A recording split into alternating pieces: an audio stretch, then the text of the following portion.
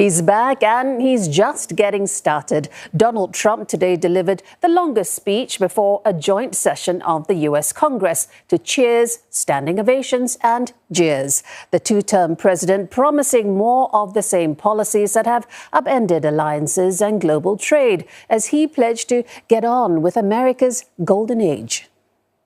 To my fellow citizens, America is back.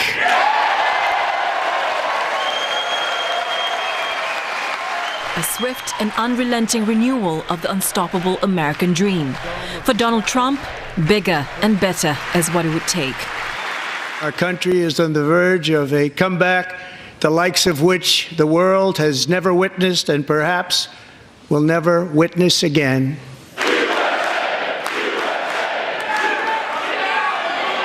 But many in the chamber were unimpressed.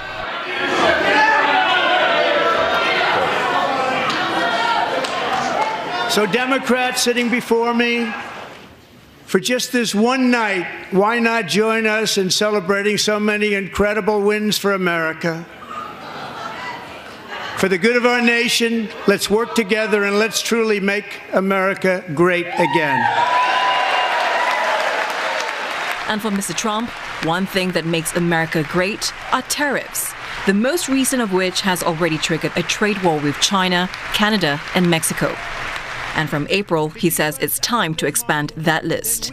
Other countries have used tariffs against us for decades, and now it's our turn to start using them against those other countries. On average, the European Union, China, Brazil, India, Mexico, and Canada, have you heard of them? And countless other nations charge us tremendously higher tariffs than we charge them. And whatever they tariff us, other countries, we will tariff them. That's reciprocal, back and forth.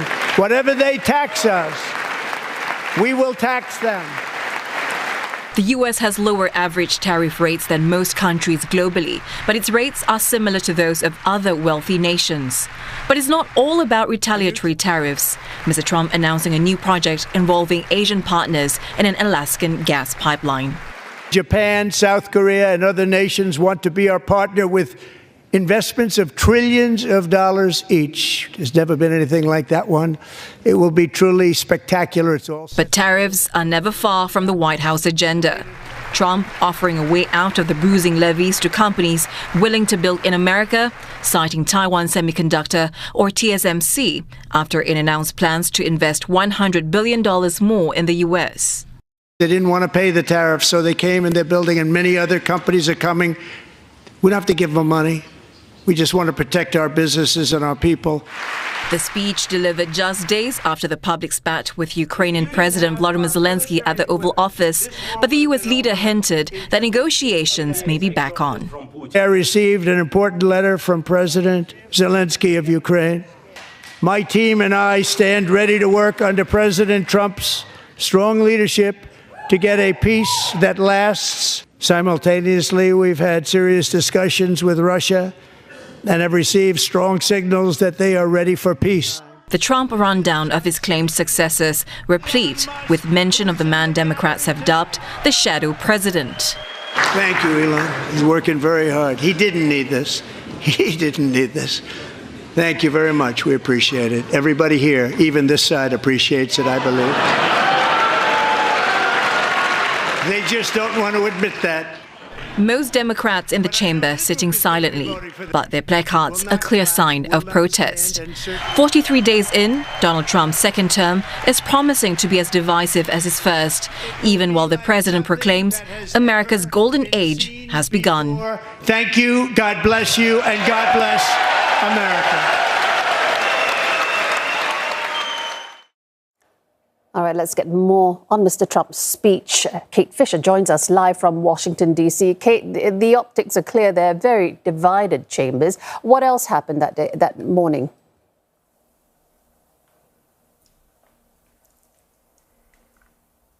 Yeah, well, it was a very kind of surreal scene, really. Usually at these events, there is some level of decorum, but this almost felt like one of Donald Trump's campaign rallies more than kind of laying out new policy.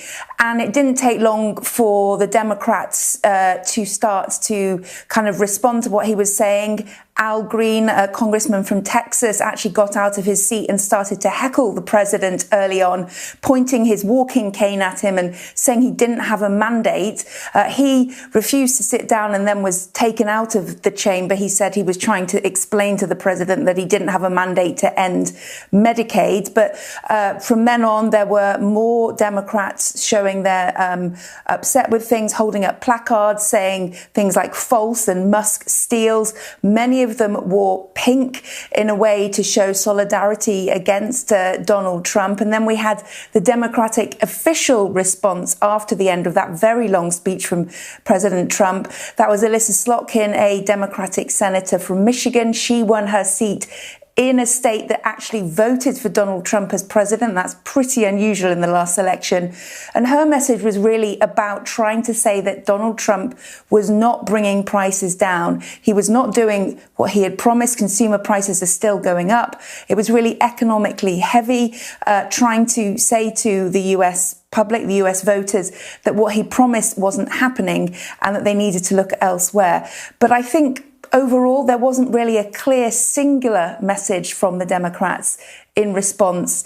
I read one thing that really struck me, that Republicans will follow Donald Trump anywhere, but Democrats don't have a leader at all. Now, the speech, which was in the morning our time, focused mostly on domestic issues, but he did address those tariffs on China. What more did he say about that?